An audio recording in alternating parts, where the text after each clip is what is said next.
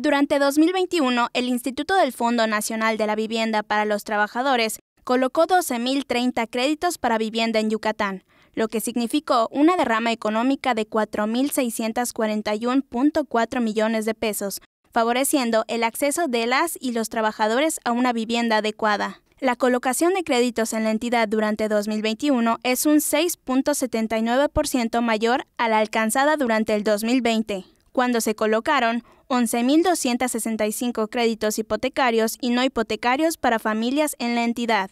Este incremento en el número de financiamientos es consistente con la reducción de las tasas de intereses en los créditos Infonavit, que se implementó el año pasado y que van de 1.91% a 10.45%, dependiendo del salario de las y de los acreditados.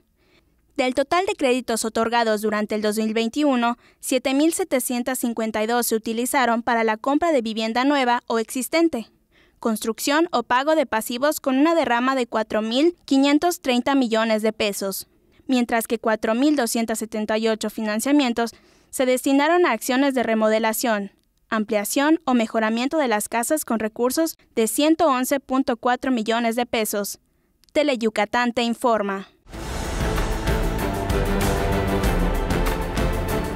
Teleyucatán te informa, lunes a viernes 3 de la tarde. Síguenos.